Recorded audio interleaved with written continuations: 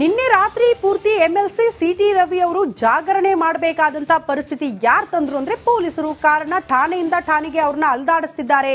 ಹಾಗಾಗಿ ರಾತ್ರಿ ಪೂರ್ತಿ ಕೂಡ ರೆಸ್ಟ್ ಇಲ್ಲ ಸಿಟಿ ರವಿ ಅವರಿಗೆ ಅಂತ ಯರಗಟ್ಟಿಯ ಡಾಬಾ ಒಂದರಲ್ಲಿ ಕಾಫಿ ತಿಂಡಿ ವ್ಯವಸ್ಥೆ ಮಾಡಲಾಗಿದೆ ಅನ್ನುವಂತಹ ವಿಚಾರಕ್ಕೆ ಸಂಬಂಧಪಟ್ಟಂತೆ ಎಸ್ಪಿ ಭೀಮಾಶಂಕರ್ ನೇತೃತ್ವದಲ್ಲಿ ಸಿಟಿ ರವಿ ಅವರನ್ನ ರೌಂಡ್ ಹಾಕಲಾಗಿದೆ. ಕೆಲವೇ ಕ್ಷಣಗಳಲ್ಲಿ ಕೋರ್ಟ್ ಮುಂದೆ ಹಾಜರುಪಡಿಸುವ ಸಾಧ್ಯತೆ ಇದೆ.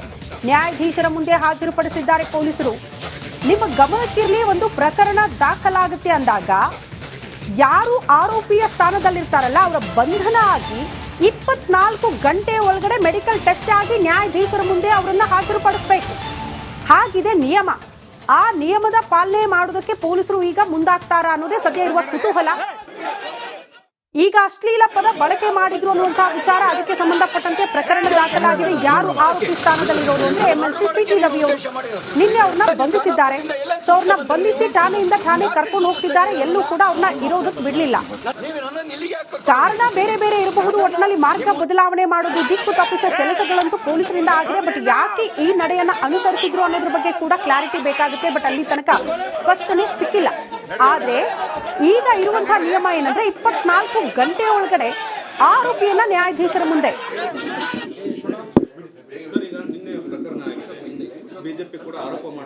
ನೋಡಪ್ಪ, ನಾನು ಏನ್ ಹೇಳ್ತೀನಿ ಹಾಕಿದ್ರೆ ಮಾತ್ರ ಕೊಡ್ತೀನಿ, ಇಲ್ಲ ಅಂದ್ರೆ ನಾನು ಕೊಡುದಿಲ್ಲ ಅಷ್ಟೇ.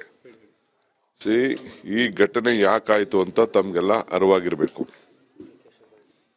ಸಂವಿಧಾನದ ರಕ್ಷಕ ಸ್ಥಾಪಕ ಬಾಬಾ ಸಾಹೇಬ್ ಅಂಬೇಡ್ಕರ್ ಅವರ ಬಗ್ಗೆ ಆಡಿದಂತ ಮಾತು ಅಮಿತ್ ಶಾ ಅವರು ಏನ್ ಮಾತಾಡಿದ್ರು ಅದನ್ನ ಎರಡು ಸದನದಲ್ಲೂ ಮತ್ತು ದೇಶದಲ್ಲಿ ಪ್ರತಿಭಟನೆ ನಡೀತಾ ಇತ್ತು.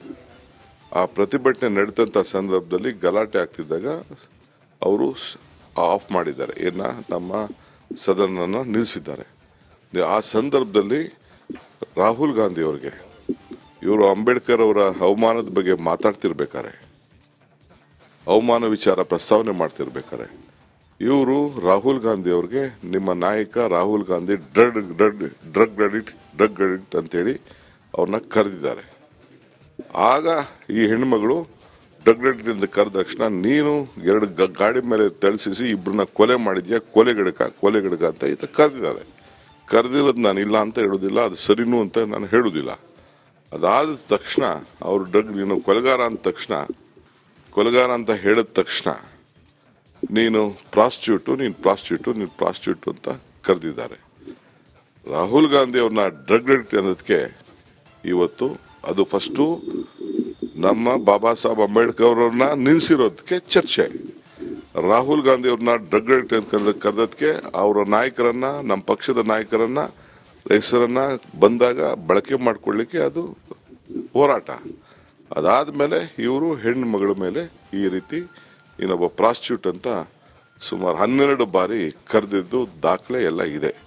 ನೀವೆಲ್ಲ ಸೇರಿ ಹಾಕಂಗಿದ್ರೆ ನೀವು ಹಾಕಿ, ಎಲ್ಲ ನಿಮ್ಗೆ ದಾಖಲೆ ಇಲ್ಲ ಅಂದ್ರೆ ದಾಖಲೆ ನಾನೇ ಕೊಡ್ತೀನಿ. We have collected. Rahul Gandhi ಅವ್ರನ್ನ ಡ್ರಗ್ ಅಡಿಕ್ಟ್ ಅಂತ ಕರೆದಿ ತೋರಿಸ್ತಾ ಇದ್ದೀರಿ. ಅದನ್ನ ಫಸ್ಟ್ ನೀವು ಯಾಕಾಯ್ತು ಇದು ಬಾಬಾ ಸಾಹೇಬ್ ಅಂಬೇಡ್ಕರ್ ಅವ್ರಿಗೆ ಅಮಿತ್ ಶಾ ಅವ್ರು ಮಾತಾಡೋದಂತ ಮಾತು, ಅದನ್ನ ರಕ್ಷಣೆಗೆ ಆ ವಿಚಾರದಲ್ಲಿ ಹೋರಾಟವನ್ನ ಮಾಡ್ತಾ ಇದ್ರು. ಅದಕ್ಕೆ ಈ ಹೆಣ್ಮಗಳನ್ನ ಈ ರೀತಿ ಕರೆದಿದ್ದಾರೆ. ಇದು ಚಿಕ್ಕಮಗಳೂರು ಸಂಸ್ಕೃತಿನ, ಭಾರತದ ಸಂಸ್ಕೃತಿನ, ಬಿಜೆಪಿ ಸಂಸ್ಕೃತಿಯ.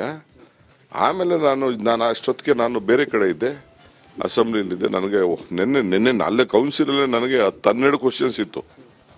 ಅದು ಮುಗಿಸ್ಕೊಂಡು ನಾನು ಬೇರೆ ಕಡೆ ಹೋಗಿದ್ದೆ, ನಾನು ಅಸೆಂಬ್ಲಿಗೆ ಹೋಗಿದ್ದೆ. ಆಗ ಈ ಘಟನೆ ನಡೆದಿದೆ. ನಾನು ಸಭಾಪತಿ ಅವ್ರದ್ದು ಅವರ ವಿಚಾರ ನನಗೆ ಸರಿ ಇಲ್ಲ. ಅವರು ಚರ್ಚೆಗೆ ಅವಕಾಶ ಮಾಡಿಕೊಡ್ಬೇಕು. ಏನ್ ಆಯ್ತು ಅಂತ ಹೇಳಿ ಪರಿಶೀಲನೆ ಮಾಡ್ಬೇಕಾಯ್ತು. ತಪ್ಪು ಲಕ್ಷ್ಮಿ ಅವ್ರು ತಪ್ಪಿದ್ರು ಲಕ್ಷ್ಮಿ ತಪ್ಪು ಅಂತ ಹೇಳ್ಬೇಕಾಯ್ತು. ಅವ್ರು ತಪ್ಪಿದ್ರು ಅವ್ರು ತಪ್ಪು ಅಂತ ಏಕಾಏಕಿ ಅವ್ರಿಬ್ಬರ ಇದನ್ನ ತಗೋಬಿಟ್ಟು ಅವ್ರು ಹಿಂಗ್ ಹೇಳಿದ್ರು ಇವ್ರು ಹಿಂಗ್ ಹೇಳಿದ್ರು ಅಂತ ಸೆಂಡ್ ಮಾಡಿದ್ದು ಅವ್ರಿಗೂ. ಯಾಕೆಂದ್ರೆ ಅಷ್ಟು ಹಿರಿಯ ಇದ್ರದು, ಅವ್ರು ಯಾವುದೇ ಪಕ್ಷದವ್ರು ಇರ್ಬೋದು, but is A non political member. ಎಲ್ಲರನ್ನ ರಕ್ಷಣೆ ಮಾಡಬೇಕಾದ ಅವರ ಡ್ಯೂಟಿ. ಅದು ಕೂಡ ಸರಿ ಇಲ್ಲ. I have great respect for him. ಯಾವ ಸುಮ್ನೆ ಅದೆಲ್ಲ ನನಗೆ ಗೊತ್ತಿಲ್ಲ. ಪೊಲೀಸ್ ಅವ್ರು ಏನ್ ಮಾಡಿದ್ರು ಅಲ್ಲ ರೀ, ಹೋಗಿ ಪೊಲೀಸ್ ಸ್ಟೇಷನಲ್ಲಿ ಹೋಗಿ ನಾನು ಅದು ಯಾವುದೋ ಕ್ಲಿಪ್ಪಿಂಗ್ಸ್ನ ಯಾವುದೋ ಟಿ ವಿಲಿ ನೀವು ಯಾರೋ ತೋರಿಸ್ತಾ ಇದ್ರಿ, ಹೋಗಿ ಏನೋ ಹಿರಿಯರನ್ನ ಭೇಟಿ ಮಾಡೋಕ್ಕೆ ಒಂದು ಅವಕಾಶ ಅಂದರೆ ಅಲ್ಲೋಗಿ ಇದರಲ್ಲಿ ಖಾನಾಪುರ ಪೊಲೀಸ್ ಸ್ಟೇಷನಲ್ಲಿ ಇವ್ರು BJP ಮೀಟಿಂಗ್ ಮಾಡೋದಾ?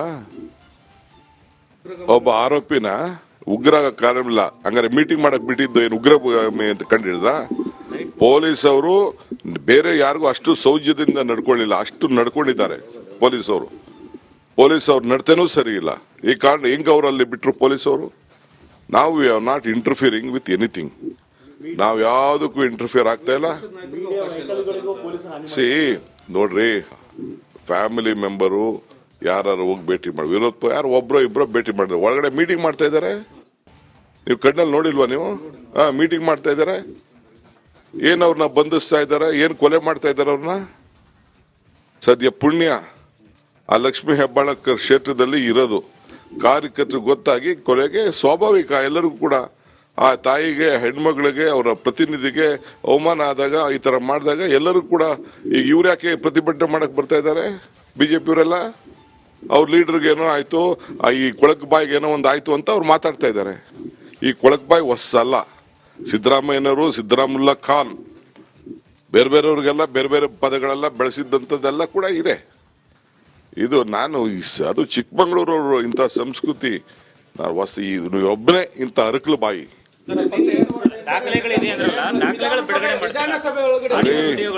ಎಲ್ಲ ನಿಮ್ಮ ಹತ್ರನೇ ಇದೆಯಲ್ರಿ, ನಿಮ್ಮ ಹತ್ರ ನೀವು ಬಿಡುಗಡೆ, ನೀವು ಸುವರ್ಣ ಅವ್ರು ಇರ್ಬೋದು, ನೀವು ಪಬ್ಲಿಕ್ ಟಿವಿ ಇರ್ಬೋದು, ಬೇರೆ ರಿಪಬ್ಲಿಕ್ ಟಿವಿ ಇರ್ಬೋದು, ನಿಮ್ಮ ಹತ್ರ ಇದೆ. ನಿಮ್ಮ ಹತ್ರ ಇಲ್ಲ ಅಂದ್ರೆ ನಾ ಬಿಡುಗಡೆ ಮಾಡ್ತೀನಿ.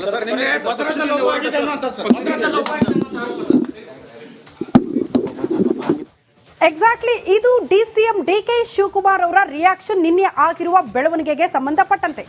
ಹೌದು, ಸಂವಿಧಾನ ಶಿಲ್ಪಿ BR ಅಂಬೇಡ್ಕರ್ ಅವರ ವಿಚಾರಕ್ಕೆ ಸಂಬಂಧಪಟ್ಟಂತೆ ಚರ್ಚೆ ಆಗ್ತಾ ಇದ್ದ ಹೊತ್ತಲ್ಲೇ ಆಡಿದಂತ ಮಾತುಗಳು ಕೂಡ ಇವಾಗ ನನಗೆ ನನ್ನ ಮೊಬೈಲ್ನಲ್ಲಿ ಆಡಿಯೋ ಕ್ಲಿಪ್ ಇವಾಗ ಲಭ್ಯವಾಗಿದೆ. ನಿಮಗೆಲ್ಲ ಸಿಕ್ಕಿದೆಯೋ ಗೊತ್ತಿಲ್ಲ.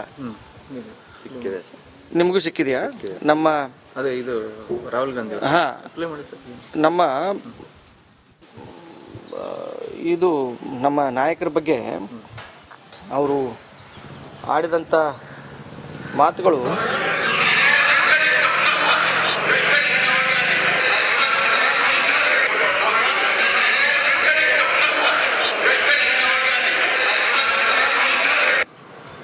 ಈ ರೀತಿ leader of the opposition in the house parliament, ಪ್ರಧಾನಮಂತ್ರಿಯ ನೆರಳು ಅಂತ ಅವ್ರನ್ನ ಕರೀತಾರೆ, ಅಂಥವ್ರ ಬಗ್ಗೆ ಯಾವುದೇ ಘನತೆ ಇಲ್ಲದೆ ಈ ರೀತಿ ಅವಾಚ್ಯ ಶಬ್ದಗಳನ್ನು ಇವರು ಯೂಸ್ ಮಾಡಿದಾಗ ನಾವು ಸುಮ್ಮನೆ ಕೂತ್ಕೊಳ್ಬೇಕಾ?